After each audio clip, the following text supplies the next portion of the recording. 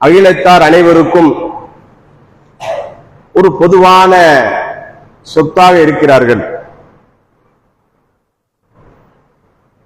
ஏதோ அவர்கள் தனிப்பட்ட ஒரு இனத்திற்கு மட்டும், ஒரு குழுவிற்கு மட்டும் தூதர் அல்ல. இந்த உலகத்தில் வாழக்கூடிய எல்லா முஸ்லிம்களுக்கும் தூதராக, ஒரு அருளாக, முக்கிய தேவையுள்ளவராக இருக்கிறார்கள் என்ற விஷயம் குறித்து பேசுமாறு பணிக்கப்பட்டிருக்கிறோம். நபி ஸல்லல்லாஹு அலைஹி வஸல்லம் விஷயங்களை சொல்லும் போது நம்ம வருஷமெல்லாம் பேசிக்கிட்டே இருக்கலாம். வருஷமெல்லாம் பேசிக்கிட்டே இருக்கலாம். இவ்வளவுதான் சொல்லி என்ன செய்ய முடியாது, ஒரு கட்டுக்குள்ள வச்சு அடக்க முடியாது. அவர்கள் சம்பந்தமாக அவ்வளவு விஷயங்கள் இருக்கின்றன. எனக்கு தெரிஞ்சு உங்கள யாரும் சஹீஹ் அல் புகாரி கிதாப் வாங்கி வச்சிருக்கிறீங்க. அதே போல நிறைய கிதாபுகள் வந்து ஒரு 10 நிமிஷம் 1/4 மணி நேரம் எல்லா கிதாபும் ஒரு பரட்டி பார்த்தேன், என்னென்ன புக்ஸ் எல்லாம் இருக்குன்னு சொல்லி வச்சிருக்கிறீங்க. ஆனா புகாரி மற்றும் முஸ்லிம் போன்ற ஹதீஸ் கிரந்தங்களை உங்கள யாரும் முழுசா படிச்சு முடிச்சிருக்க மாட்டீங்கன்னு நினைக்கிறேன். என்னுடைய கால்குலேஷன். முடிச்சிருந்தா அல்ஹம்துலில்லாஹ். அதெல்லாம் படிக்கும் போதுதான் தெரியும் நபி ஸல்லல்லாஹு அலைஹி வஸல்லம் யார். வெறும் ரசூலுல்லாஹி ஸல்லல்லாஹு அலைஹி வஸல்லம் பற்றிய இந்த வரலாற்று நூல் இருக்கு பாத்தீங்களா, சின்ன சின்ன புத்தகங்கள், அதை படிச்சு போட்டு நாம ரசூலுல்லாஹி ஸல்லல்லாஹு அலைஹி வஸல்லம் அவனதான் நினைச்சா நம்முடைய அறியாமை. எல்லாம் விளங்கிக்கங்க. ரஹீக்குல் மக்தூம் நல்ல அருமையான கிதாபு, ரசூலுல்லாஹ் வரலாறு சம்பந்தமா, ரஹீக்குல் மக்தூம். அதே போல இன்னும் சில கிதாபுகள் இருக்கு தமிழ்ல, நல்ல கிதாபுகள், அதெல்லாம் மாற்றி கருத்து இல்ல. சுருக்கமான நூல். என்னது சுருக்கமான நூல்? அதெல்லாம் விரிவா கிடையாது. விரிவா நீங்க படிக்கணும்னா சஹீஹ் அல் புகாரி, சஹீஹ் முஸ்லிம் மற்றும் சுனனாக உள்ள கிதாபுகள், முஸ்னது கிதாபுகள், நிறைய கிதாபுகள் இருக்கின்றன. குறைஞ்சபட்சம் நீங்க என்ன செய்யணும், புகாரியார் படிச்சிருக்கணும். அதற்கடுத்து கொஞ்சம் அதிகமான சொன்னா சஹீஹ் முஸ்லிம் படிச்சிருக்கணும். அப்பதான் நபி ஸல்லல்லாஹு அலைஹி வஸல்லம் பற்றி ஒரு ஃப்ரேம் நம்ம உடைய மூளைக்கு வரும், அறிவு கட்டும். ஓ, இவங்கதான் ரசூலுல்லாஹ் ஸல்லல்லாஹு அலைஹி வஸல்லம் அப்படின்னு எட்டும். நாங்க வெறும் வரலாறு புக்கு 2-3 சின்ன சின்ன படிச்சு புக்கு நினைச்சோம்னு சொன்னா என்ன செய்யாது, முழுசா அவங்கள பற்றி அறிய முடியாது. இந்த உலகம் அப்படித்தான். நம்மளே எப்படி இருக்கிறோம், மத்தவங்க எப்படி இருப்பாங்க? அதாவது காலங்காலமா எங்க தாத்தா முஸ்லீமு, முப்பாட்டன் முஸ்லீமு, எல்லா முஸ்லீம்னு சொல்லிக்கிட்டு வாழ்ந்து கொண்டிருக்கக்கூடிய நாம என்ன செய்யறோம், இப்படி இருக்கிறோம். எப்படி இருக்கிறோம்? ஒழுங்கா எதையும் படிக்க முடியல, இதை எடுத்து ஒழுங்கா பாக்குறது இல்ல, அதுக்காக நேரம் ஒதுக்குறது இல்ல, ஒதுக்கவும் முடியல. ஒதுக்கவும் முடியல. நாம நினைச்சா முடியும், அது வேற விஷயம். நம்ம நினைச்சா முடியும். டெய்லி இவ்வளவு நேரம் மொபைல் பார்க்கணும், ஏன் ஒதுக்குறோமா? டெய்லி இவ்வளவு நேரம் டிவி பார்க்கணும், டைம் ஒதுக்குறோமா?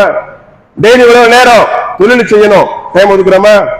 டெய்லி இவ்வளவு நேரம் இன்னென்ன காரியங்கள் பண்ணணும், எல்லாத்துக்குமே எக்ஸெட்ரா எக்ஸெட்ரா டைம் ஒதுக்கி நாம என்ன செய்யறோம், பார்த்துக்கிட்டு தான் இருக்கிறோம், பார்க்காம இல்ல வேலையில.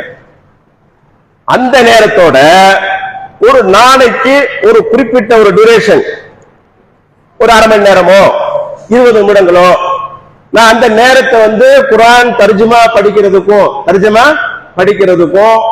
ஹதீஸ் கிதாபுகள் வாசிக்கிறதுக்கும் நான் என்ன செய்வேன், ஒதுக்குவேன். அப்படிங்கிற மனநிலைக்கு என்னைக்கு நம்ம வர்றோமோ அன்னைக்கு வளரும் நம் அறிவு. அன்னைக்கு வளரும் நம் அறிவு. அது வரைக்கும் வளருமான்னு கேட்டா ரொம்ப கஷ்டம் தாங்க, ரொம்ப கஷ்டம்தான். நீ கேட்டு கேட்டு கொஞ்சம் நம்ம விஷயத்தை தெரிஞ்சுக்கலாம்.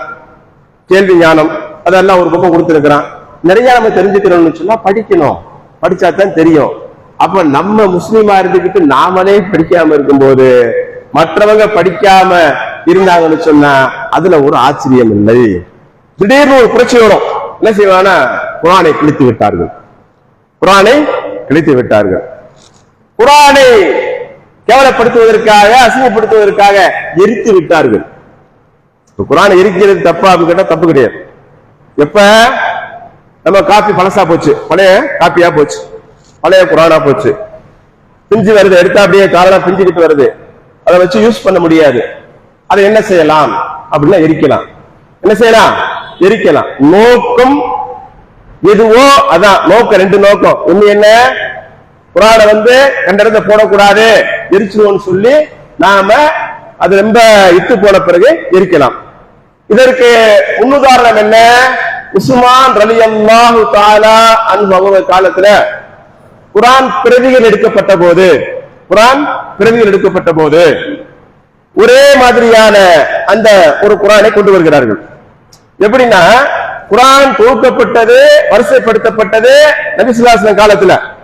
நபி ஸல்லல்லாஹு அலைஹி வஸல்லம் சொல்லிட்டாங்க, இந்த வசனத்துக்கு பிறகு இந்த வசனம், இந்த அத்தியாயத்துக்கு பிறகு இந்த அத்தியாயம், எல்லாம் வரிசைப்படுத்தி கொடுத்துட்டாங்க ஸல்லல்லாஹு அலைஹி வஸல்லம். அல்லாஹ்வுடைய கட்டளைப்படி ஜிப்ரீல் அலைஹிஸ்ஸலாமோ நபி ஸல்லல்லாஹு அலைஹி வஸல்லம் செஞ்சாங்க, வரிசைப்படுத்தி கொடுத்துட்டாங்க. காத்திபுல் வஹீன்னு சொல்லக்கூடிய வஹியை எழுதியவர்கள், இறை செய்தியை எழுதியவர்கள் அதனை முறையாக தொகுத்து அழகாக வைத்திருந்தார்கள். ஆனா என்ன ஆச்சுன்னா, ஒரே இடத்துல ஒரு கிதாபா இல்ல, அங்கங்க இருந்துச்சு. அதெல்லாம் என்ன செய்யறாங்க, சேகரிச்சு அபூபக்கர் ரலியல்லாஹு தஆலா காலத்துல ஸைத் பின் சாபித் ரலியல்லாஹு தஆலாவுடைய தலைமையில என்ன பண்றாங்க, ஒரு பிரதி ஆக்குறாங்க. அந்த ஒரு பிரதி என்ன செய்யுதுன்னா, ஹப்ஸா ரலியல்லாஹு தஆலா அன்ஹா ரசூலுல்லாஹ்வுடைய மனைவி, உமர் ரலியல்லாஹு தஆலாவுடைய மகள், அவங்க வீட்டுல அந்த பிரதி இருக்கு. அப்ப என்ன ஆகுதுன்னு சொன்னா, இந்த பிரதி போக தனித்தனியான சில பிரதிகள் சொன்னா சின்ன சின்னதே ஒரு ஜுஸ் வரைக்கும், அல்லது ஒரு 4 சூரா 5 சூரா இப்படி வச்சு மக்கள் ஓதிக்கிட்டு இருக்கிறாங்க தனித்தனியா. அந்த எழுதுல அங்க எஞ்சிய பகுதியில வச்சு உஸ்மான் ரலியல்லாஹு தஆலா என்ன பண்றாங்க, இதெல்லாம் ஒரு சீர்படுத்தணும், இஷ்டம் போல ஓதுறாங்க. அப்படி என்ன பண்றாங்க, அவங்க எல்லாத்தையும் கொண்டு வர சொல்லி ஹப்ஸா ரலியல்லாஹு தஆலா கிட்ட இருந்த அந்த முழு பிரதியை வாங்கி, அந்த பிரதி அடிப்படையில 7 பிரதிகள் எடுத்து 7 மாகாணங்களுக்கு அனுப்பி வைக்கிறாங்க, உலகம் முழுக்க அனுப்பி வைக்கிறாங்க. அதனாலதான் உஸ்மான் ரலியல்லாஹு தஆலாவுடைய அந்த ஸ்கிரிப்டுக்கு தான் இன்னைக்கு வரைக்கும் பேர் வச்சிருக்காங்க அர்-ரஸ்முல் உஸ்மானி என்று. எதுக்கு? குர்ஆனுக்கு. குர்ஆன்ல எழுதக்கூடிய சில விதிகள் இருக்கு, அந்த விதிக்கு மாற்றமா எழுத முடியாது, அப்படித்தான் எழுதணும், அப்படித்தானே செய்யணும், எழுதணும். ஆனால் குர்ஆனுக்கு வெளியே அந்த வார்த்தை எழுதும் போது வேற மாதிரி எழுதுவோம், அது பெரிய சப்ஜெக்ட். இன்ஷா அல்லாஹ் தேவைப்படும் போது நம்ம சொல்லுவோம் இன்ஷா அல்லாஹ். அந்த சமயத்தில் என்ன பண்ணாங்கன்னா, அங்கங்க தனித்தனி பிரதியா இருந்துச்சுல மக்கள்கிட்ட, கொஞ்சம் கொஞ்சமா அதை பூரா கொண்டு வர சொல்லி எல்லாத்தையும் ஒன்னா போட்டு எரிச்சிட்டாங்க. ஏன் எரிச்சாங்க? நோக்கம் என்ன? குர்ஆனை சீரா ஓதணும், ஒரே மாதிரி ஓதணும், ஒரே மாதிரி பிரதி எல்லா பக்கம் இருக்கணும், அப்படிங்கிறத அழிச்சிட்டாங்க. அப்ப இந்த பிரதி முழுக்க பாதுகாக்கப்பட்ட பிரதியா நம்ம கைக்கு சேர்ந்திருக்குது. இன்றைக்கும் மதீனாவுல குர்ஆன் பிரிண்ட் செய்யும் போது ஏதாவது தப்பா வந்துட்டாலோ, அல்லது பேப்பர்கள் மிச்சமா இருக்கல, குர்ஆன் பேப்பர் அடிச்சது போக 2 ஃபார்ம் 3 ஃபார்ம் செட்டிங் பண்ணும்போது கொஞ்சம் பேப்பர் மிச்சமாயிரும் பிரிண்டிங்கோட. அதை நெசிரா கொண்டு இன்னைக்கும் எரிச்சுக்கிட்டு இருக்கிறாங்க. அப்ப எரிக்கிற 2 நோக்கம் இருக்குது. ஒண்ணு என்ன, கண்ணியப்படுத்துறதுக்கா எரிக்கிறது, இன்னொன்னு கேவலப்படுத்துறதுக்கா எரிக்கிறது, தூண்டுறதுக்காக எரிக்கிறது. இப்ப இஸ்லாமிய விரோதிகளை பொறுத்தவரையில, எதிரிகளை பொறுத்தவரையில எப்போ என்ன செய்வாங்க, இது தூண்டுறதுக்காக எரிச்சுக்கிட்டே இருப்பாங்க. உலகம் முழுக்க பாக்குறோம். திடீர்னு பார்த்தா குர்ஆன் எரிப்பு போராட்டம், குர்ஆனை எரிக்கிறோம். திடீர்னு பார்த்தா நபி ஸல்லல்லாஹு அலைஹி வஸல்லம் உருவத்தை வரைஞ்சு கார்ட்டூன் படம் எடுக்கிறோம், அல்லது கேவலப்படுத்துறோம், ஏதாவது செஞ்சுக்கிட்டே இருப்பானுங்க. இது உலகம் முழுக்க காலங்காலமா இஸ்ரவேலர்கள் செய்யக்கூடிய ஒரு சூழ்ச்சி, குறிப்பா யூத சூழ்ச்சி. இது கிறிஸ்தவர் ஊடாக என்ன செய்ய மாட்டாங்க, அதிகமா இறங்க மாட்டாங்க, பலியீடாயிருவாங்க. கிறிஸ்தவ அந்த யூத சூழ்ச்சிக்கு பலியீடாயி அவங்களும் சில சமயம் செய்ய ஆரம்பிச்சிருவாங்க. சமீபத்தில் கடந்த 13 ஆண்டுகளாக நம்ம இந்தியாவில் நடக்கக்கூடிய ஆட்சி முறை வித்தியாசமானது, நமக்கு தெரியும், வித்தியாசமானது. அப்ப என்ன ஆச்சுன்னு சொன்னா, உங்களுக்கு இஸ்லாமிய எதிரிகளுக்கு என்ன ஆச்சுன்னா, ஏதாவது ஒண்ணு கிளப்பிக்கிட்டே இருக்கணும். அப்ப என்ன செய்வோம், இதுதான் பார்த்துக்கிட்டு இருக்கான், சாக்கு பார்த்துக்கிட்டு இருக்கான், இதை வச்சு கிளப்பலாம்னு சொல்லி.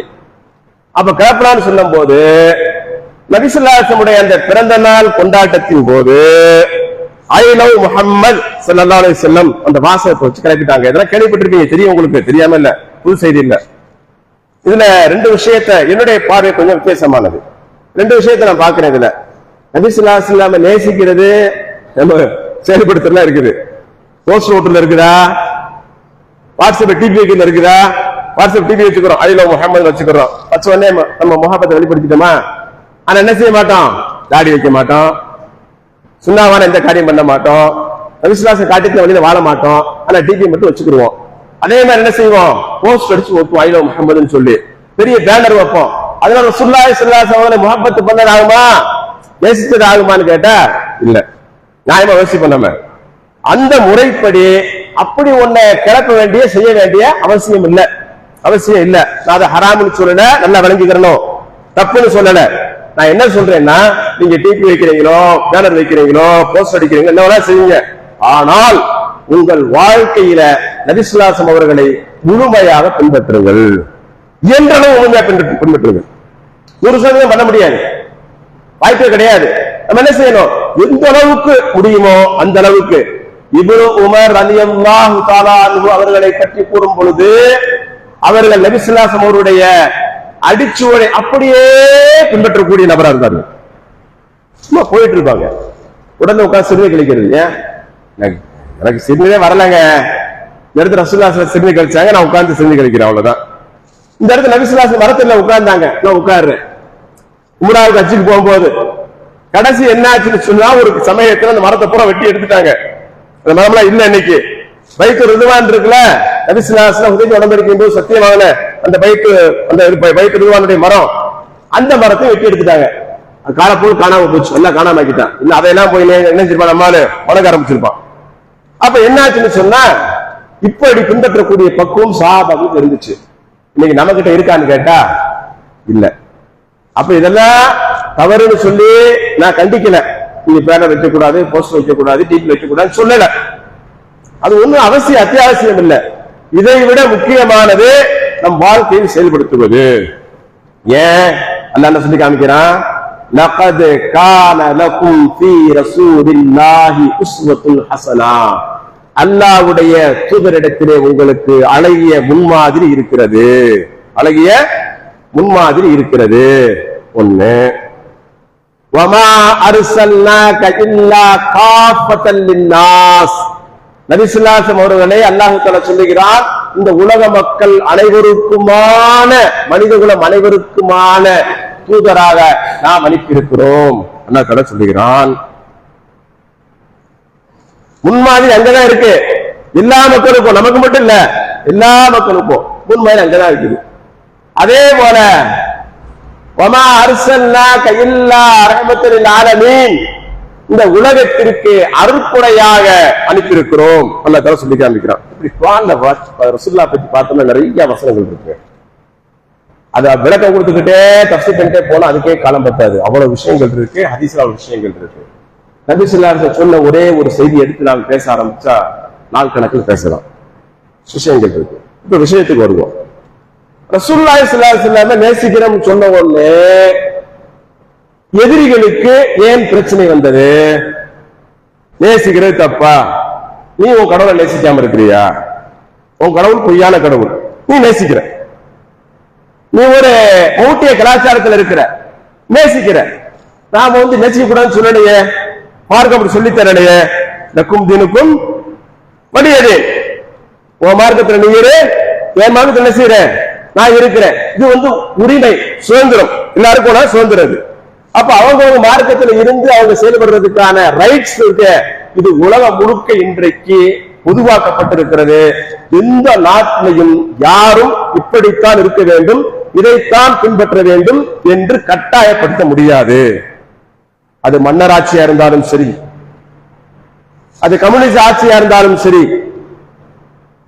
அல்லது ஜனநாயக ஆட்சியா இருந்தாலும் சரி, எல்லா இடத்துல உலகம் முழுக்க மனிதனுக்கு ஒரு தெளிவு ஏற்பட்டுருச்சு, கல்வி வளர்ந்துருச்சு. அவன் என்ன செய்யறான், இப்படித்தான் பொண்ணு போல சுதந்திரத்தை கொடுக்குறான். நீ கரெக்டா இருந்துக்கப்பா. இப்ப அரபு நாடுகளை பொறுத்தவரையில ஏமா வேலை பேசுறாங்கல்ல, இன்னைக்கு கூட கேள்விப்பட்டான், இந்த பள்ளி கட்ட போறாங்க, அதுக்காக பிரச்சனை, பள்ளி கட்ட விடக்கூடாதுன்னு பிரச்சனை கிளப்புறாங்கன்னு சொல்லி. ஏப்பா நீ போன இங்க இருந்து துபாயில போய் ஒரு கோயிலை கட்டின, என்ன அந்த கோயிலை திறந்து வைக்க போன உடனே வரவேற்றாங்க எல்லாரும், ஆஹா ஓஹோன்னு சொல்லி. அந்த நாடு முழுக்க முழுக்க ஒரு முஸ்லீம் நாடு, இஸ்லாமிய நாடு நான் சொல்லல, ஒரு முஸ்லீம் நாடு. யாரும் எதிர்க்கல. ஏன் எதிர்க்கல? ஏன் அதை பிரச்சனை பண்ணல? அங்க இருக்கக்கூடிய இந்துக்களுக்கு அவர்கள் கோயில் கட்டி வழிபடுறதுக்கு இஸ்லாம்ல சுதந்திரம் இருக்கு, அனுமதி இருக்குது, வழிபட்டுக்கலாம், அவங்க இஷ்டம். ஏன்னு சொன்னா யாரையும் கட்டாயப்படுத்தி நாயக்கரா ஆக்கிட்டேன் மார்க்கத்தை நிர்பந்தம் கிடையாது.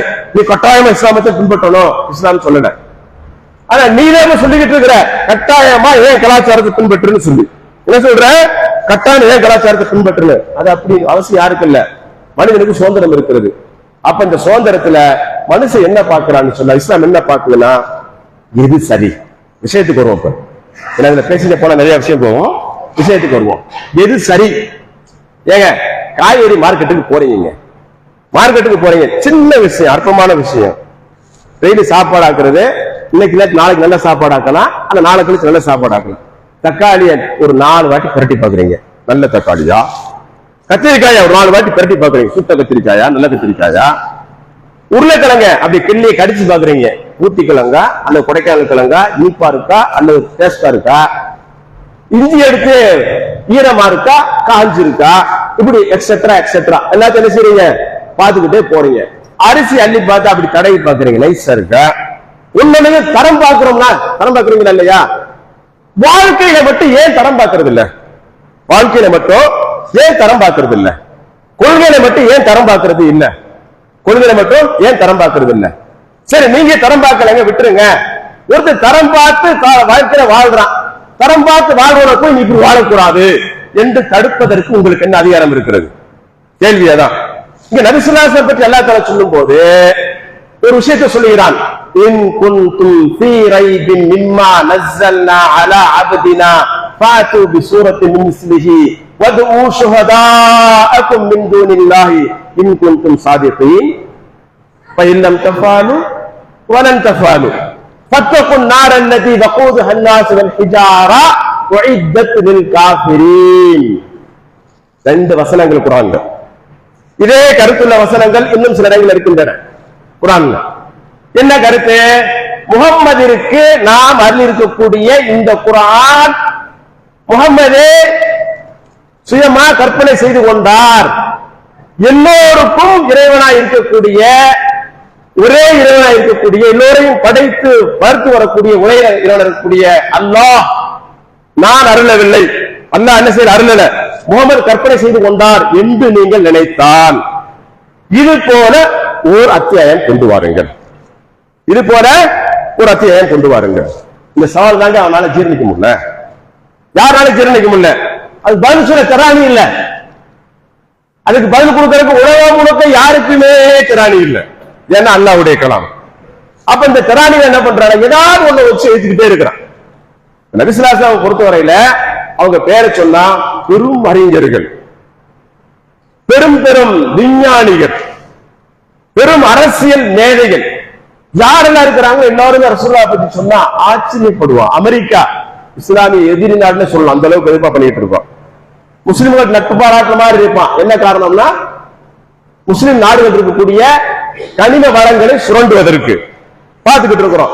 அந்த அமெரிக்காவில உச்ச நீதிமன்றத்தில் நபி ஸல்லல்லாஹு அலைஹி வஸல்லம் அவருடைய சிலையை வைக்க வேண்டும் என்று ஆசைப்பட்டார்கள். எதற்கு தெரியுமா?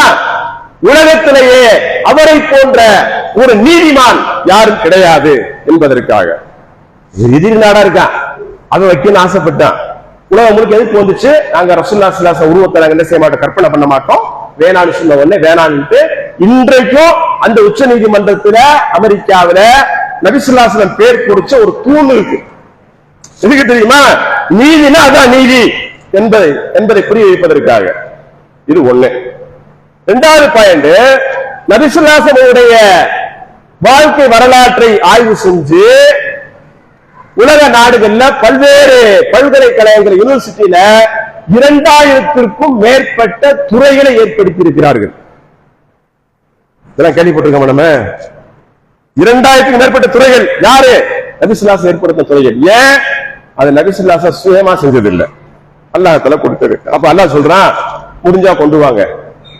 இல்லம் தஃபாலு, நீங்க இந்த என்ன செய்யுங்க சொல்லிட்டு அல்லாஹ் சொல்றான், உண்மையிலேயே நீங்க சொல்றது உண்மை என்றால் இந்த உலகத்துல உங்களுக்கு துணைக்கு யார நினைக்கிறீங்களோ அழைச்சிக்கீங்க, அழைச்சிக்கிட்டு இது போல ஒரு அத்தியாயம் கொண்டு வாருங்க அல்லாஹ் சொல்றான். சொல்லிட்டு சொல்றான், இல்லம் தஃபாலு, அப்படி நீங்க செய்யலனா உங்களை என்ன செய்யறது, செய்யலனா என்ன செய்யறது, வலன் தஃபாலு, உங்களால் ஒருபோதும் செய்ய முடியாது. நரக நெருப்பை அழித்துக் கொள்ளுங்கள். உங்களுக்காக தயாரித்து வச்சிருக்கக்கூடிய நரக நெருப்பு 5 கொள்ளுங்கள் எல்லாத்துல வச்சிருக்கிறான். சொன்ன உடனே குர்ஆன்ல எதிகை முனை இருக்கிறது, அது நூனிலே முடிகிறது, அது காஃபிலே முடிகிறது, இப்படி முடிகிறது, அப்படி இந்த சினிமா வசனம் மாதிரி இமய வசனம் மாதிரி அப்படி நினைச்சிடாதீங்க. அப்படித்தான் அந்த காலத்துல நினைச்சானுங்க நிறைய பேர். அதல்ல, அல்லாஹ் தஆலா என்ன சொல்றான்னா, முஹம்மது எதையும் சுயமா கற்பனை செய்யவில்லை. வமா யுன்திகு அனில் ஹவா இன் ஹுவ இல்லா வஹ்யு யூஹா. முஹம்மது ஸல்லல்லாஹு அலைஹி வஸல்லம் அவர்களுக்கு மார்க்கம் தொடர்பாக அருளப்படுவது எல்லாம் அவர் சுயமாக பேசுவதில்லை, வஹியா அல்லாஹ் தஆலா கொடுப்பதையே அவர் பேசுகிறார், வேற எதையும் பேசுறதில்லை. அல்லாஹ் தஆலா சொல்லி காமிக்கிறார். அப்படித்தான் பேசினாங்க நபி ஸல்லல்லாஹு அலைஹி வஸல்லம். அப்ப அல்லாஹ் தஆலா சொல்றான், இது போல அத்தையா ஒண்ணு கொண்டு வா, அல்லது ஒரே ஒரு வசனம் கொண்டு வா, சவால் விடுறான்ல. இந்த சவால் என்னன்னா, இஸ்லாமிய சட்டம் போல இங்க இருக்கிற சட்டம் மாதிரி இதை விட சிறந்த சட்டமாக ஒரு சட்டத்தை நீ கொண்டு வா. அப்படி கொண்டு வந்தேன்னு சொன்னா அந்த சட்டத்தை நீ நிரூபிச்சு காட்டினா ஏத்துக்கலாம். என்ன செய்யலாம்? ஏத்துக்கலாம். அல்லாஹ் தஆலா சவால் விடுறான். சட்டமா? ஆமாங்க, குர்ஆன் ஆன்மீக நூல் கிடையாதுங்க, ஆன்மீக நூல் மட்டும் கிடையாதுங்க. குர்ஆன் சர்வதேச சட்ட நூல். நாம நினைக்கிற மாதிரி முஸ்லிம் நாடுகளுக்கு மட்டும் கிடையாது. பிரச்சனை எங்க அதான் என்ன, இன் ஹுவ இல்லா திக்ருல் லில் ஆலமீன். அல்லாஹ் தஆலா சொல்லி காமிக்கிறான், இது அகிலத்தார் அனைவருக்கும் உபதேசம், அகிலத்தார் அனைவருக்கும் உபதேசம், அனைவருக்குமான சட்டம். மரம் நடுவதற்கு சட்ட நூல் குர்ஆன், மரம் வெட்டுவதற்கு சட்ட நூல் குர்ஆன், டேம் கட்டுறதுக்கு சட்ட நூல் குர்ஆன், டேமை அழிப்பதற்கு சட்ட நூல் குர்ஆன், மலைகளை இயற்கை வளங்களை பாதுகாப்பதற்கான சட்ட நூல் குர்ஆன், டிராபிக் ரூல்ஸ் சாலை விதி இருக்குல்ல, அந்த சாலை விதிகளை அமைத்து கொடுக்கிறது குர்ஆன், வணிக சட்டங்கள் அமைத்து கொடுக்கிறது குர்ஆன், மருத்துவ சட்டங்கள் அமைத்து கொடுக்கிறது குர்ஆன், மார்க்கெட்டிங் அமைத்து கொடுக்கிறது குர்ஆன், குடியரசு எப்படி இருக்க வேண்டும் அமைத்து கொடுக்கிறது குர்ஆன், ஒரு நாட்டின் சட்டங்கள் எப்படி இருக்க வேண்டும்.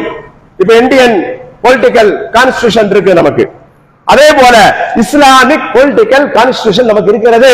நமக்கு நிறைய பேர் தெரியாது, அப்படி சட்டம் இருக்கா, அரசியலமைப்பு சட்டம் இருக்கா, நம்ம யோசிப்போம், படிக்கணும், படிக்கும் போது தெரியும். அப்ப இந்த மாதிரி சர்வதேச சட்ட நூல் அல்லாஹ் தஆலா சொல்றான், இதற்கு நிகரான ஒரு சட்டத்தை நீ கொண்டு வா. நீ கொண்டு வர்ற சட்டத்துல உன் நாட்டுல 1000 முறை மாத்துற, இந்த சட்டம் சரியில்லை, இந்த சட்டம் இப்படி இருக்கணும், இது இப்படி இருக்கணும் மாத்துற. இது யாரு செஞ்ச வேலை? யூதர்கள் செஞ்ச வேலை. அல்லாஹ் தஆலா கொடுத்த சட்டத்தை யூதர்கள் தங்கள் கைகளை அழுதி மாற்றிக்கொண்டே வந்தார்கள், மாற்றி மாற்றி வேதங்களை பாழ்படுத்தி விட்டார்கள். அல்லாஹ் தஆலா என்ன பண்ண, கடைசியா மாற்றத்திற்கு உட்படாத, மாற்ற முடியாத ஒரு சட்ட நூலை கொடுத்தான், சர்வதேச சட்ட நூல், அது குர்ஆன். அது இதயங்கள் எழுதப்பட்டிருக்கின்றன, வெறும் பேப்பர்ல இல்ல. எங்க எழுதப்பட்டிருக்கு? இதயங்கள்ல. ஹாஃபிதுகள் உலகத்தில் உள்ள குர்ஆனை பூரா எடுத்து மொத்தமா அழிச்சுட்டா கூட, நீங்க எல்லா சர்வர்ல இருக்கக்கூடிய வெப்சைட்ல இருக்கக்கூடிய எல்லாத்தையும் அழிச்சாலும் கூட, ஒரு ஹாஃபிது ஒரு ஆலிம் உட்கார்ந்தா அப்படியே குர்ஆன் எழுதிடுவாங்க. ஹாஃபிது ஓத ஓத ஆலிம் என்ன செய்வாரு? எழுதிக்கிட்டே போயிடுவாரு. ஒன்னும் செய்ய முடியாது, அடிக்க முடியாது. அதான் அல்லாஹ் தஆலா சொன்னா, நான் இறக்கி இருக்கிறேன், நான் பாதுகாக்கிறேன். அது ஏன் சட்டம்? இந்த சட்டத்துக்கு நிகரா அவன் சட்டம் இருக்கா சொல்லு. சரி, இது எக்ஸாம்பிள் பார்ப்போம். ஒரு சின்ன விஷயம், எப்படி எது சிறந்த சட்டம் அப்படிங்கிறதுக்கு. சரியா? இங்க சொல்றோம், எப்பா மனிதர்கள் எல்லாம் சமம், இங்க என்ன கிடையாது, ஜாதி இல்ல, மதம் இல்ல, எதுவும் கிடையாது.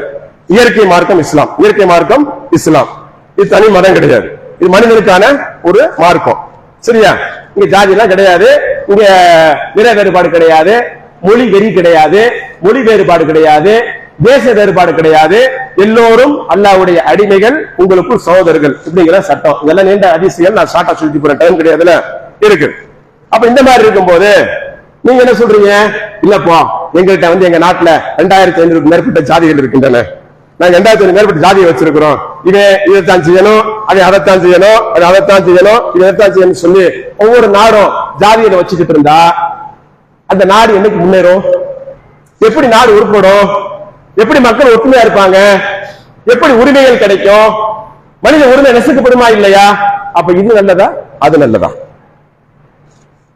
சயின்டிஸ்ட் என்ன சொல்றான், எல்லாம் கண்டுபிடிச்சு எல்லாம் ஒரே ஆண் ஒரு பெண்ல இருந்து பிறந்தாங்க அது சொன்னா கேட்டுக்கிறான். குர்ஆன் சொல்லுது, என்ன கணக்குனாக்கும் மின்தக்கை உன்சா, உங்க எல்லாம் ஒரு ஆண் ஒரு பெண்ல இருந்து படைச்சோம் அல்ல சொல்றான். இது நல்லதா அது நல்லதா? சரி, அதான் பெரிய விஷயம்.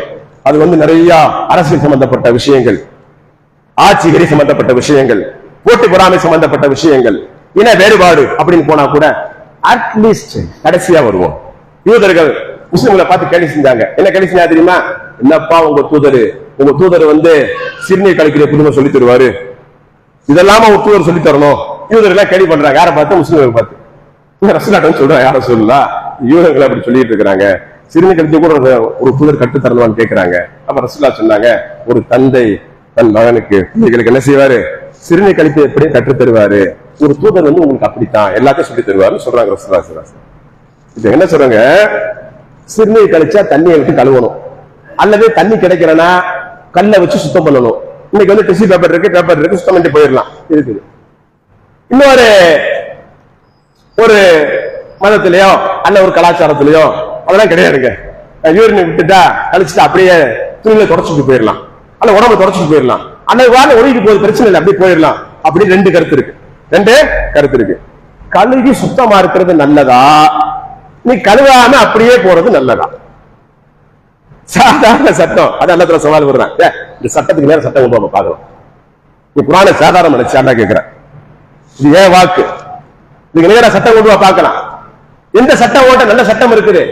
குர்ஆன் எந்த சட்டத்தை எடுத்து சொன்னாலும் அதற்கு பதில் கொடுப்பதற்கு நாம் தயாராக இருக்க வேண்டும்.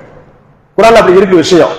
நமக்கு தெரியலங்க, நம்ம படிக்கல, அதனால கேள்வி கேட்ட உடனே ஐயோ கேள்வி கேட்கிறானே, இதை குறையா சொல்றானே, அதை குறையா சொல்றானே, தலாக் சட்டத்தை குறையா சொல்றானே, குலா சட்டத்தை குறையா சொல்றானே, திருமண சட்டத்தை குறையா சொல்றானே. எங்க குறை? எந்த சட்டத்துல குறை? இதை விட சிறந்த சட்டம் நீ என்ன சட்டம் வச்சிருக்கிற? பெண்ணுரிமை என்ன சட்டம் வச்சிருக்கிற? உனக்கு என்ன கூப்பிசில் அலைஞ்சா உனக்கு சந்தோஷமா இருக்கும் பார்த்து ரசிக்கிறதுக்கு. இங்க என்ன சொல்றான்? அப்படின்னு ரசிக்கிறதுக்கு இல்லப்பா, அப்படி போறதுனாலதான் நிறைய வன்முறை நடக்குது, பாலியல் குற்றங்கள் நடக்குது, அது வேணாம் பாதுகாத்து சொல்றோம். அது இயற்கையில எல்லாம் படைச்சிருக்காங்க. ஸ்டாம் என்ன செய்யும்? கோவையில் இருக்கக்கூடிய எங்க தேடி போகும், ஸ்டாம் தான் தேடி போகும். அந்த முட்டை என்ன செய்ய அங்க இருந்துகிட்டு சிக்னல் கொடுக்கும், ஐ ஆம் ஹியர், நான் இங்க இருக்கிறேன் வா, இங்க இருக்கிறேன் வான்னு சொல்லி என்ன செய்யும்? சிக்னல் கொடுக்கும். ஸ்டாம் தான் தேடி போகும். நல்லா சயின்ஸ் படிச்சு பாருங்க. அகாடமிக் டு மெடிக்கல் சயின்ஸ் படிச்சா தெரியும், எம்பிராலஜி படிச்சா தெரியும். ஓவரினா என்ன, அந்த ஓவரில் இருக்கக்கூடிய முட்டை என்ன, அந்த முட்டை எப்படி ஸ்டாம் தேடி போகுதுன்னு சொல்லி இயற்கையில் எல்லாம் படைச்சிருக்கிறான். அப்படி பெண்கள் ஈர்க்கக்கூடியவர்கள். அப்ப இஸ்லாம் சொல்லுது ஈர்க்கக்கூடிய தன்மை பெண்ணுக்கு எல்லாத்துல படைச்சு விட்டு இருக்கிறான். அப்பதான் இந்த மனிதனம் பெருகும். இந்த மனிதனம் பெரியாது, பெரிய விஷயம், லாங் சப்ஜெக்ட் என்ன.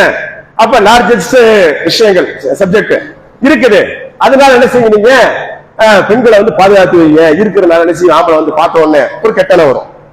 யாராவது ஒரு ஆம்பளை சொல்றான், எனக்கு பொம்பளை பார்த்தா கெட்டன வர்றது இல்ல, நான் அப்படிலாம் நினைக்கிறது இல்ல, அது போய் சொல்றான். அதாவது தாண்மை இல்ல, ரெண்டுல ஒண்ணுதான். பெண்ணை பார்த்தால் எந்த ஒரு ஆணுக்கும் கண்டிப்பாக ஈர்ப்பு ஏற்படும். இது இயற்கை விதி. நீங்க மெடிக்கல்ல பார்த்தாலும் சரி, குர்ஆன்ல பார்த்தாலும் சரி, எந்த மதத்துல பார்த்தாலும் சரி வரும். அப்ப நம்ம என்ன சொல்றோம்? பாதுகாத்து, நீ பாதுகாத்து வைக்க மாட்டேன், அப்படியே விட்டுருவோம் போ. எது சிறந்த சட்டம்? இப்படி ஒன்னொன்னா கேட்டுக்கிட்டே போலாம்.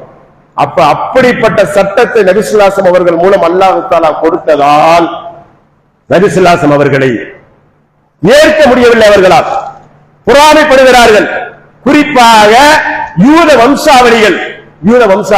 இந்த நம்ம நாட்டிலே பார்த்தா ஆரிய வம்சாவளி, யூத வம்சாவளி நம்ம நிறைய பேருக்கு தெரியாது. அவங்க யூத வம்சாவளின்னு சொல்லி பின்யாமின் யூசுப் அலைஹிஸ்ஸலாம் வம்சாவளி தான் ஆரிய கூட்டம், ஆரியர் பிராமின். பின்யாமின் பிலமின் பிராமின் இப்படித்தான் மாறுது. சாமிரி மூசா அலைஹிஸ்ஸலாம் காலத்துல சாமிரி, சாமிரியன், ஆரியன். கூகுள் அடிச்சு பாருங்க, அப்படி ரிசல்ட் அழகா உங்களுக்கு வரலாற்றை கொடுக்கும். அப்ப அந்த ரெண்டு இனம் தான் அங்க வந்திருக்குது. அப்ப இந்த 12 யூத இனம் யாருடைய மக்கள்னா இப்ராஹிம் அலைஹிஸ்ஸலாமுடைய முதல் மனைவி சாரா அலைஹிஸ்ஸலாமுடைய வம்சாவளிகள். இது பிரச்சனையே அதான். சாரா வம்சாவளி ஏத்துக்கிறதா, ஹாஜிரா வம்சாவளி ஏத்துக்கிறதா? இப்ராஹிம் அலைஹிஸ்ஸலாம் யாரு? 2 பேருக்கு 3 பேருக்குமே அவங்க தான் தலைவர். முஸ்லிம்கள், யூதர்கள், கிறிஸ்தவர்கள். ஏன்னா அவங்கதான் விதை. அங்க 2 மனைவி, சாரா, ஹாஜிரா. ஹாஜிரா வம்சாவளி யாரு? இஸ்மாயில் அலைஹிஸ்ஸலாம், நபி ஸல்லல்லாஹு அலைஹி வஸல்லம். அந்த கொடியேற்றுக்கிட்ட நாம எல்லாம் அந்த வம்சாவளியில இருக்கிறோம். இதுதாங்க பிரச்சனை, பேசிக் பிரச்சனை. இதுக்கா ஏதாவது சொல்லுவான், ஏதாவது கலவரத்தை இருப்பான், ஏதாவது செய்வான். அங்கதான் நம்ம எச்சரிக்கையா இருக்கணும். நாம் வன்முறைக்கு ஆளாகக்கூடாது, நாம் வன்முறை செய்யக்கூடாது. இஸ்லாம் அமைதியானது, இஸ்லாம் வன்முறைக்கு அப்பாற்பட்டது, இஸ்லாம் சாந்தமானது, இஸ்லாம் இறைவனுக்கு மட்டும் கட்டுப்பட்டு வாழக்கூடிய ஒரு மார்க்கம், அதை தெரிவிக்கக்கூடியது. அப்ப நமக்கு என்ன கிடையாது, இவன் சொன்ன உடனே நம்ம அழைச்சிட்டு இருப்பான், கலவரம் பண்ணிடுவாங்க. நம்ம ரசூலுல்லாஹ் வந்து கவலைப்படுத்த கலவரம் பண்ணுவேன். நீ கவலைப்படுத்த கலவரம் என்ன பண்ணுவோமா? நாங்க எம்முறைக்கு போவோமா? எங்களுக்கு மார்க் அப்படி சொல்லி தரல, மார்க் அப்படி செய்யல, சொல்லி தரல. நீ என்னதான் சூழ்ச்சி பண்ணி கலவரத்துக்கு நீ தூண்டுவதற்கு ரசூலுல்லாஹ் கேவலப்படுத்துறேன், அல்லது வந்து குர்ஆனை எரிக்கிறேன், ரசூலுல்லாஹ் காட்டும் வரைகிறேன், அல்லது காட்டும் படம் எடுக்கிறேன், இப்படி என்ன எடுத்தாலும் இப்ப நாம செஞ்சுக்கிட்டு இருக்கோம். பாத்தீங்கன்னா ஜமாத்துல வந்து என்ன செஞ்சுட்டு இருக்கிறோம்? ஏறக்குறைய 1 மாசமா நபி ஸல்லல்லாஹு அலைஹி வஸல்லம் பற்றியான சிறப்பம்சங்களை சொல்லிக்கிட்டே வர்றோம். இந்த மாதிரி எடுத்துரைக்கும் போது இன்ஷா அல்லாஹ் கல்லும் கரையும், கண்ணஞ்சமும் கரையும். உண்மையான சத்தியத்தை ஏற்றுக்கொள்ளக்கூடிய நியாயவான்கள் ஏற்றுக்கொள்வார்கள். அப்படி ஏற்றுக்கொள்ளக்கூடிய பக்குவத்தை அல்லாஹ் தஆலா நமக்கு கொடுக்க வேண்டும் என்று கேட்டுக்கொள்ள முடிக்கிறேன். வஆஹிரு தஅவானா அல்ஹம்துலில்லாஹி ரப்பில் ஆலமீன்.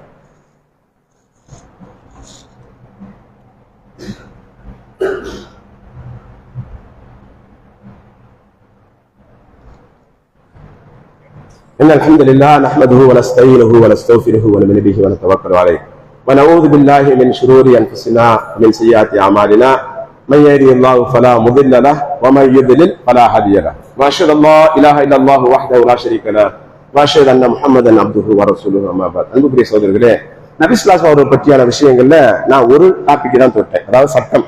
இந்த உலகத்திற்கு சரியான சட்டத்தை கொடுத்த மாமேதை, 2000க்கு மேற்பட்ட டிபார்ட்மெண்ட்டுகள், அதாவது துறைகளை ஏற்படுத்தி கொடுத்த ஒரு மாமேதை. இதெல்லாம் எப்படி சாத்தியம்? அல்லாஹ் கொடுத்ததான் சாத்தியம், அல்லாஹ்வுடைய தூதர் தான் சாத்தியம். சரியா? உலகத்தில் மிகப்பெரிய நீதிமான், உலகத்தில் மிகப்பெரிய நீதிமான். ஒரே ஒரு சம்பவம் நமக்கு தெரியும், எல்லாருக்கும் தெரிஞ்ச விஷயம் தான். ஒரு திருடன ஒரு பெண்ணை கையை வெட்ட போகும்போது அது ரெக்கமெண்டேஷன் வருது. எப்படி ரெக்கமெண்டேஷன் வருது? அந்த உயர்ந்த குலத்தை சார்ந்த ஒரு பெண்மணி, அது முக்கியமான வம்சாவளி, அதை வெட்டாதீங்க அப்படின்னு சொல்லி என்ன செய்யறாங்க? வளர்ப்பு மகனுடைய பிள்ளை மகன் உசாமா ரலியல்லாஹு அன்ஹு ஒரு சொல்லி அனுப்புறாங்க. விவரமா இவர் போய் சொன்னார், ரசூலுல்லாஹ் கேட்டுக்கிடுவாங்க அப்படின்னு சொல்லி. அப்ப நபி ஸல்லல்லாஹு அலைஹி வஸல்லம் சொன்ன வார்த்தை என்ன? என் மகள் பாத்திமா. அந்த திருடன பெண்ணு பேரு பாத்திமா. என் மகள் பாத்திமா திருடி இருந்தாலும் நான் அவள் கையை வெட்டுவேன் என்று சொன்னார்கள். நீதி, குர்ஆன்ல நீதி சம்பந்தப்பட்ட விஷயங்கள் படிச்சு பாருங்க. அந்த மாதிரி நீதி எங்கேயுமே நம்ம பார்க்க முடியாது. அப்ப இப்படிப்பட்ட ஒரு மாமேதை நபி ஸல்லல்லாஹு அலைஹி வஸல்லம் அவர்கள். இந்த மாமேதைக்கு இந்த அறிவெல்லாம் எப்படி கிடைத்தது? அல்லாஹ் கொடுத்தான், அல்லாஹ்விடமிருந்து கிடைத்தது. அதை என்ன செய்தார்? மக்களுக்கு சொன்னார்கள். சரியா? அந்த விஷயத்தை நாம சொல்லிக்கிட்டே இருக்கணும். நிறைய படிங்க, படிக்க முடியலையா கேளுங்க, நல்ல விஷயங்களை போட்டு கேளுங்க. சரியா? கேட்கும் போது என்ன செய்யும்? நமக்கு ஞானம் பிறக்கும். ஜும்மாவுடைய மேடைகள்ல, அதே போல நம்ம பிள்ளரங்கள்ல கேளுங்க. கேட்க நம்ம என்ன செய்ய? அறிவு கிடைக்கும். நம்ம அறிவு கிடைக்கும் போதுதான் இந்த மாதிரி ஒரு வெறி பிடிச்ச கூட்டம், என்ன இனவெறி பிடிச்ச கூட்டம், மதவெறி பிடிச்ச கூட்டம், இப்படிப்பட்ட கூட்டத்துக்கு மத்தியில நம்ம என்ன செய்ய முடியும்? இஸ்லாம தெளிவா சொல்ல முடியும், சரியா சொல்லி புரிய வைக்க முடியும். புரியும் போதுதான் அந்த வெறி பிடிச்ச 4 பேர் சொன்னா 4000 பேர் பின்னால போக மாட்டான், யோசிப்பான். அது வெறி பிடிச்ச அலையறான்ப்பா, நம்ம பின்னால போக வேணாம், நாம நியாயமா இருப்போம், நம்ம மதத்தில் நாம இருப்போம், ஆனா யாரையும் நம்ம துன்புறுத்த வேணாம், அந்த எண்ணத்துக்கு வருவான். குறைஞ்சபட்சம் எல்லாரும் இஸ்லாமுக்கு வர்றங்கிற ஆசை நமக்கு இருக்குது. ஆனா நமக்கு என்ன இல்ல? வெறி இல்ல. இன்னொருக்கு நேர்வழி கிடைக்கணுங்கிற ஆசை நமக்கு இருக்குது. ஆனா என்ன செய்யல? நம்மகிட்ட வந்து நிர்பந்தம் இல்ல, கட்டாயப்படி சேர்க்கல. அப்ப அதனால இந்த விஷயங்களை அறிஞ்சு புரிஞ்சு பேசக்கூடிய பக்குவத்தை எல்லாத்துல பெற வேண்டும். இறுதியாக ஒரு அறிவிப்பு, அதாவது நம்முடைய இந்த பள்ளி கட்டுமான பணி நடந்து கொண்டிருக்கிறது. அதாவது மராமத்து பணி, பூசுறது, செய்யறது, இன்னும் கொஞ்சம் தேவையான இடத்துல கட்ட வேண்டிய கட்டுமான பணி நடந்துகிட்டு இருக்கு. அதுக்காக நம்ம பள்ளியில என்ன செய்யறாங்கன்னா, உங்கள்கிட்ட தான் கேட்கறாங்க. நம்மகிட்ட கேட்க முடியும், நம்ம தான் கொடுக்கணும், வேற யார் கொடுப்பான்? சரியா? உங்களால என்ன முடியுமோ அதை என்ன செய்யுங்க? அள்ளி கொடுங்க அல்லாஹ்வுடைய பாதையில. அதாவது ஒண்ணு தெரிஞ்சுக்கங்க, நிரந்தரமா நன்மை செஞ்சுட்டு போறது ரொம்ப முக்கியங்க. நிரந்தரமா நன்மை செஞ்சு போறது ரொம்ப முக்கியம். நம்ம மௌத்தான பிறகு நம்ம என்ன செஞ்சோம் அப்படிங்கிறத நம்ம திரும்பி பார்க்கணும். எங்க போய் திரும்பி பார்ப்போம்? மறுமையில போய் திரும்பி பார்ப்போம். எப்படி திரும்பி பார்ப்போம்? எப்படினாலும் நன்மை இருக்கா இல்லையா? அங்கே திரும்பி பார்ப்போம். அங்க போய் திரும்பி பார்க்கறதுக்கு முன்னாடி இங்கேயே நம்ம என்ன செய்யணும்? என்ன செஞ்சிருக்கோம் செய்யறங்கிறத ஒரு நிமிஷம் உட்கார்ந்து யோசிச்சு நம்மளால முடிஞ்ச நல்ல பணி செஞ்சிடணும். ஒரு பள்ளி முழுசா கட்டி தர முடியுமா? கட்டி கொடுங்க. இல்ல எனக்கு என்னால ஒரு பள்ளி கட்டுறதுக்கு 100 ரூபாய் தான் கொடுக்க முடியுமா? கொடுங்க. அல்ல அந்த இதுக்கு 100 ரூபான்னு பார்க்க மாட்டான், எண்ணத்தை பார்ப்பான். இந்த ஆமாலும் பின்னியா, எண்ணங்களை பொறுத்தே செயல்கள் அனைத்தும் அமைகின்றன. எண்ணம் எப்படி? அப்படித்தான். அப்ப நீங்க உயர்ந்த எண்ணத்தை 100 ரூபாய் கொடுத்தீங்கன்னா அது 100 கோடி கொடுத்தது சமம். நீங்க வேண்டாம் வெறுப்பா கொடுத்தீங்கன்னா 1 கோடி கொடுத்தாலும் 1 ரூபாய் கூட மதிப்பு இல்லாம போயிடும். வேண்டாம் வெறுப்பா கொடுத்தா விரும்பி நீங்க கொடுக்கணும். அதனால என்ன செய்யுங்க, உங்க குடும்பத்துக்கு எப்படி செலவழிக்கிறீங்களோ, பிள்ளைகளுக்கு எப்படி செலவு செய்யறீங்களோ அது மாதிரி ஒரு பகுதியை வெள்ளிக்கிழமை வர்றோமா, பள்ளி இறையிலத்துக்கு போறோம், மஸ்ஜிதுக்கு போறோமா, 100 ரூபாய் பாக்கெட் வச்சு போயிடுவாங்க. 100 ரூபாய் நம்ம கொடுத்துருவோம். இன்னைக்கு நீயத்து வைக்கணும். ஏங்க டீக்கெட்ல என்ன செய்யறோம்? டீ சாப்பிடுறோம். சும்மா இருக்க எல்லாத்தையும் கூப்பிடுவோம். மாப்பிள்ள வா டீ சாப்பிடு, ஏன் மச்சான் நீ வா டீ சாப்பிடு. கடைசி பில்ல பார்த்தா 300 ரூபாய் வந்துடும் டீ கடையில. இன்னைக்கு டீ கடைக்கு 300 ரூபாய் பில்லு சாதாரணமா. அவ்வளவுதான் செலவழிக்கிறான். இறையிலத்துக்கு ஒரு 100 ரூபாய் எடுத்து போடணும் நியத்து நமக்கு இல்லாம போகுது. எவ்வளவு ஒரு கீழ்த்தரமான நடவடிக்கை யோசிங்க. அப்ப நம்ம என்ன செய்யணும்? பள்ளிக்கு வரும்போது உடனே நினைச்சாங்க